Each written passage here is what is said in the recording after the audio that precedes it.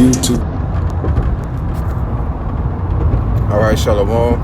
It's your brother Kashab coming at you with another lesson. Now, before I get started, I want to give out praises, glory, and honor to Yahweh, Bahashem, Yahweh Shai, Bahashem Rakakadash,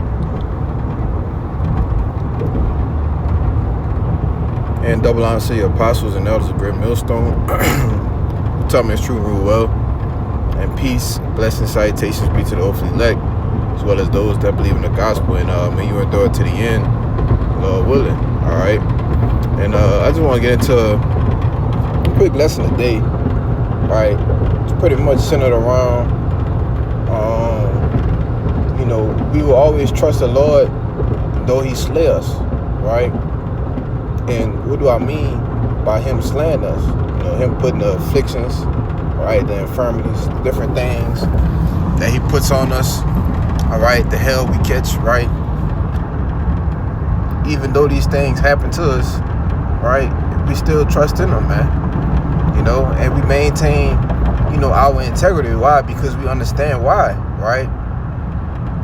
Now we know at the present moment, that certain things, it don't seem at that time, it don't seem good, right? You don't enjoy it, it's not enjoyable, right? When the Lord disciplines you as a father, disciplines a child, it's not joyous, right? You was coming up as little kids, right?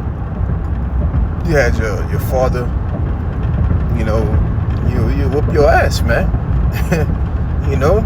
My pops will bust my ass, man. And it wasn't joyous either, right? But when you look at the things, the reasons, the discipline and the reasons behind it, it was so that I could be a better man, all right? Things that I was disciplined with as a child is to raise me to be a better man, right? And these things the Heavenly Father does to raise us up as to be what? Better sons, all right? A better princess of the power, man. The infirmities, right? The whole point of going through those different trials, tribulations, right? Going through the fire, all right? Going through the fire itself is to what? Is to purify you, right? It's to refine you, all right? So that means to make fine again, okay? And that's what, we get into this lesson with, right? So this is the book of Job. Start off with the book of Job.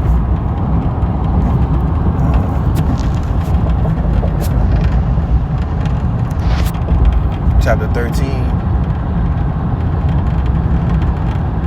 I'm gonna start at 13. It says, hold your peace, let me alone that I may speak, and let come on me what will.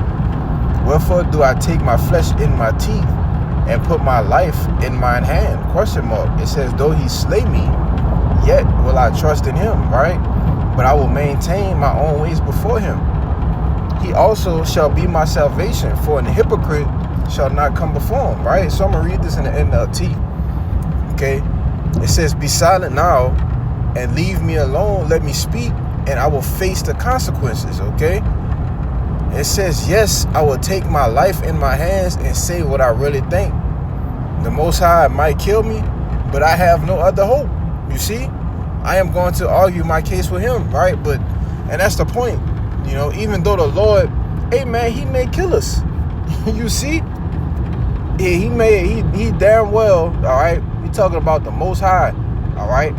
He damn well may half kill us, man, all right? But what it says, but I have no other hope, you see? Because we know that no chastening, right? Let's get that in Hebrews 12th chapter. I might start up and then go back down, right? I won't get ahead of myself. Hebrews 12.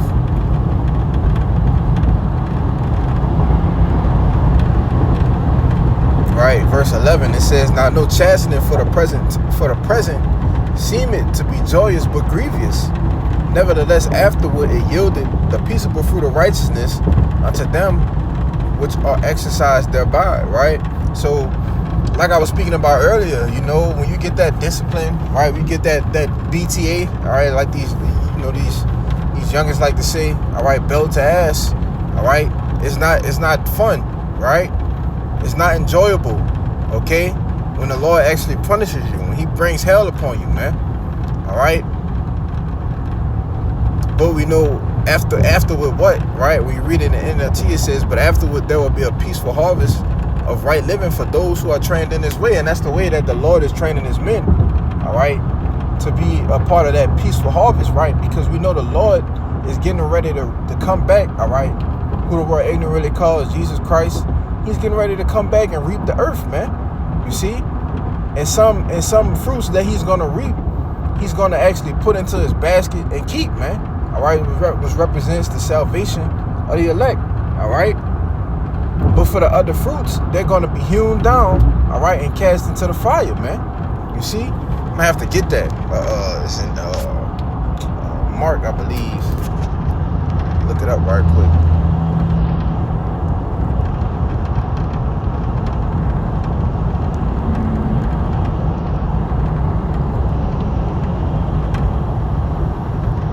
I thought they had one in Mark, but it's in Luke.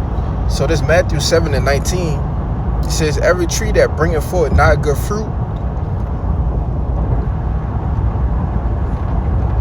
is hewn down and cast into the fire, right? So if the Lord not chastising you, let's go back to Hebrews 12, all right? And if the Lord is continuously chastising you, you're not getting chastised, all right? Or you're not taking heed to the chastisement, all right? You're not changing, okay? You're not getting better. You're not growing through the Spirit, all right? Well, you're not yielding a peaceable fruit, man.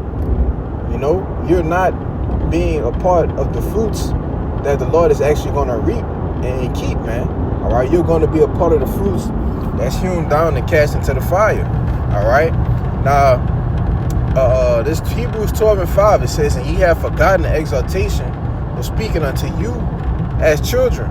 My son, despise not thou the chastening of the Lord, nor faint when thou art rebuked of Him. You see? So don't despise when these things happen, right? When the Lord starts to slay you, man. All right? The scriptures tell you when thou come to serve the Lord, prepare thy soul for temptation, man. All right?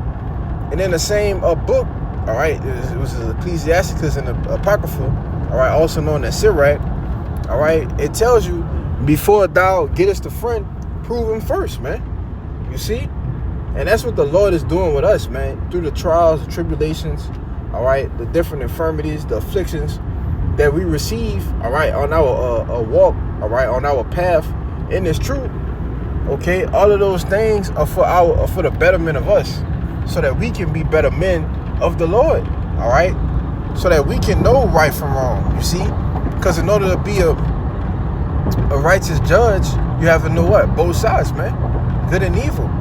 So we shouldn't be despising the chastening of the Lord, right? Because it's not fun, it's not enjoyable at the moment, right? But we know that in the long run, this is something that I need. This may be what I need to get through Jacob's trouble. This may be what I need to get through the hour of temptation, man. You see? This may be what I need to get through the persecutions that's coming. You see? So it don't seem enjoyable now, right? But it's gonna have a longer lasting effect in the long run, man. All right, and it's detrimental to you building your pillar in the temple, man. Right? Now it says, for whom the Lord loveth, He chasteneth and scourgeth every son whom He receiveth. So that's a given. Okay, you cross over into the camp. All right, you thought you was catching hell before. Just wait, man. You see? I'm gonna read the NLT. All right, I'm gonna read the KJV first, then I'll read the NLT. All right, and I'll just read it straight through. It says, if ye endure chastening, the Most High dealeth with you as sons. For what son is he whom the Father chasteneth not? So that's why our brother said, man, when shit just going, all right, just kind of looking around like just waiting for the next one to come. You know, the next blow to come, right? Because, hey, man, as Satan inquired about Job, Satan is inquiring about you. You see? Because Because the Lord said what? He's going to scourge every son whom he receives. So he got to try you, man. The Lord just not accepting men, all right, not putting them through anything, and they just going cakewalk into the chariots, man. No, it ain't going to work like that. You got to go through hell and high water, man. All right? It says, but if ye be without chastisement, whereof all are partakers, then are ye bastards and not sons, right? Furthermore, we have had fathers of our flesh which corrected us. You see, and I just spoke about that earlier, right? Our fathers, they bust our ass, they told us to do something, we ain't do it. Jake, no, man, right? It says, and we gave them reverence, you see? And that, hey, man, I'm just keep going, right? It says, shall we not much rather be in subjection unto the Father of spirits and live? Question mark, right? The man, the power, all right, the Most High, okay? The Most High himself, shall we not be subject unto him? Give reverence unto him and live, man? If we reverenced our own earthly fathers, man, he gave us the earthly fathers, you see? So how much more the Most High God, man? All right? It says, for verily, for a few days chasten us after their own pleasure, but he for our profit, that we might be partakers of his holiness. You see? So I'm going to jump back up and read in the NLT. All right? It says, verse 5, and ye have forgotten the encouraging words God spoke to you as his children. He said, my child, don't make light of the Lord's discipline and don't give up when he corrects you, right? And that's why you have to receive the correction, man. You may have a brother rebuke you about something, and it's the Lord rebuking you, man. You see? It says, for the Lord disciplines those he loves, and he punishes each one he accepts as his own child. You see? As you endure this divine discipline, remember that the Most High is treating you as his own children. Who ever heard of a child who is never disciplined by his father? All right, hey, man, that's what Edomites do, man. Right? You see little Edomite children, all right, running around, right? They just like a chicken with their head cut off, right? They have no discipline. You see? They have no reverence into their parents, right? They just disobedient, right? And you see them grow up to be what? Total degenerates, man. All right? They carry that trait all the way to the time that they're grown and old. And when someone starts to instill discipline in them, all right? You may have a certain teacher, right? A coach or anything. They start to lose it, man. All right? They lose it, you see? Because that hasn't been instilled to them from when they were a child, right? Because no one cares about them, all right? It says, as you endure this divine discipline, remember that God is treating you as his own children. Who ever heard of a child who is not disciplined by his father? If the Most High doesn't discipline you as he does all of his children, it means that you are illegitimate and are not really his child at all. Since we respected our earthly fathers who disciplined us, shouldn't we submit even more, right? Shouldn't we submit even more to the discipline of the Father of our spirits, man, and live forever? You see, and that's ultimately what being subject, all right, adhering to what the Lord is disciplining us from is going to lead to, man. All right? Living forever, okay? The things that the Lord disciplines with us now, all right, refines us now, is going to lead to us entering into the chariots, all right, and ultimately being a part of the first fruits of the kingdom of heaven, man. You know? Let me see.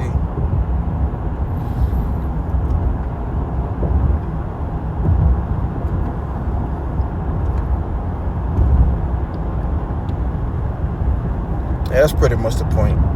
All right, and I just wanted to dive into a quick lesson on that. I could have got more precepts, but it's all good. I quoted a couple called to Wab, so Lord willing, this lesson was edifying.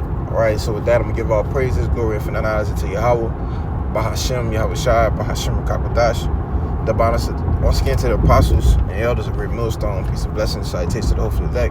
Till next time, I say Shalom.